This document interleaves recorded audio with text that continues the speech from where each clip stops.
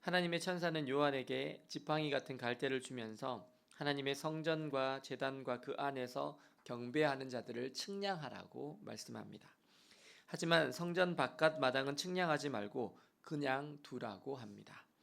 왜 성전의 마당은 그냥 두라고 하셨을까요? 그것은 하나님께서 이방인들에게 주신 것이기 때문입니다.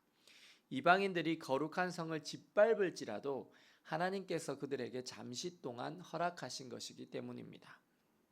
왜 선하신 하나님께서 악을 허용하실까요? 악은 심판하셔야 하는 것 아닙니까?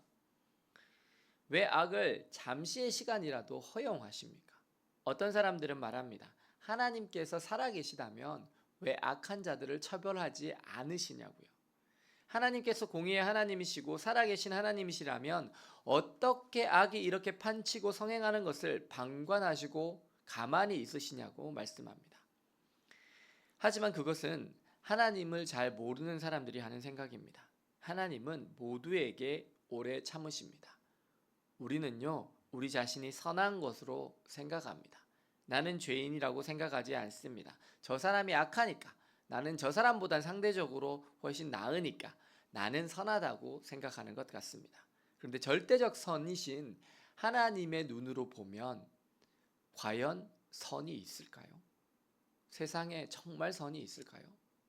세상에 선은 예수님 한 분뿐이실 것입니다. 하나님은 은혜와 긍휼이 풍성하신 분이십니다.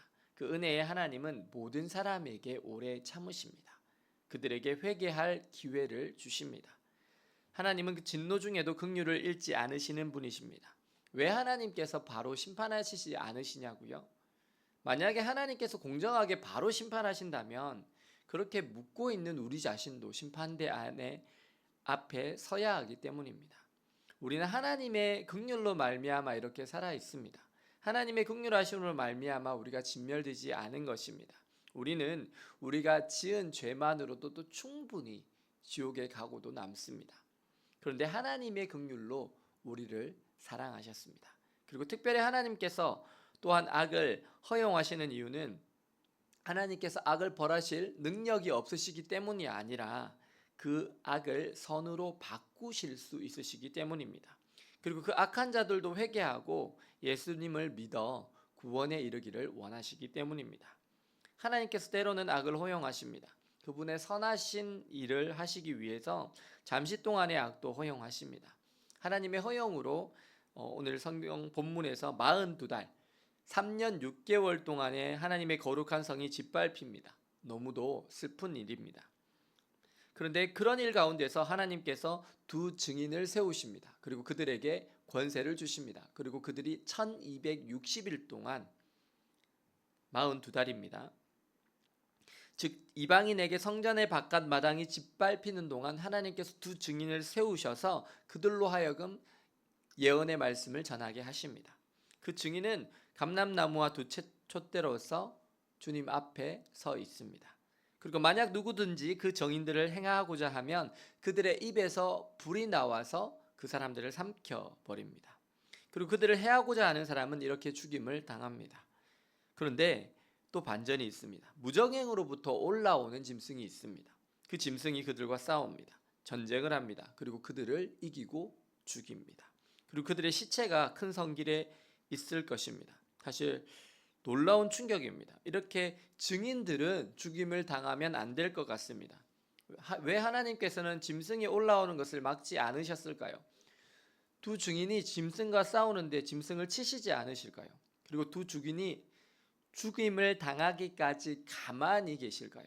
그리고 악한 자들이 서로 기뻐하면서 예물을 보내는데도 침묵하실까요? 그것은 하나님의 선하신 계획이 있기 때문입니다. 물론 그 계획은 우리가 고난받는 당시에는 이해하기 힘이 듭니다. 우리의 삶에서 찾아오는 고난과 고통의 의미도 사실은 알기가 어렵습니다. 특별히 나의 앞길을 가로막는 사람이 있을 때, 또 그 악인이 형통한 것 같을 때 우리는 좌절하고 참 마음이 어렵습니다. 하지만 하나님은 결국은 그 모든 상황을 바르게 잡으십니다. 억울하게 증임을 당한 두 증인도 다시 살려내십니다. 그리고 하늘로 끌어올려 가십니다. 하나님의 정의는 더디 오는 것 같지만 반드시 옵니다.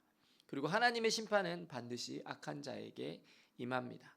비록 오늘의 나의 삶이 어렵고 힘들고 나를 괴롭게 하는 그 악한 자가 성공하는 것 같이 보일 때에도 묵묵히 주님을 신뢰하며 나아가시기 바랍니다.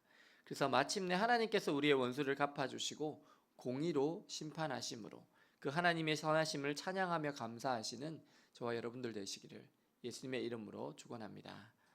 기도하시겠습니다. 사랑의 주님, 저희들의 삶에서 때로는 어려움을 만납니다. 악인을 만납니다. 그 악인이 형통하기에 우리가 슬프고 낙담되며 좌절스러울 때도 있습니다. 하지만 주님, 그런 고통 가운데서도 묵묵히 주님을 신뢰하며 따르겠습니다. 억울한 마음들을 주님 앞에 쏟아놓고 주님을 의지하겠습니다. 주님, 저희들을 붙잡아 주옵소서. 주님을 신뢰함으로 하루하루를 잘 버티며 견디게 하여 주옵소서. 그래서 마지막 날 주님께서 우리의 눈물을 닦아주시며 공의로 심판하심으로 기쁨으로 하나님을 찬양하며 감사하는 저희들 다 되게 하여 주옵소서. 예수 그리스도의 이름으로 기도드립니다. 아멘.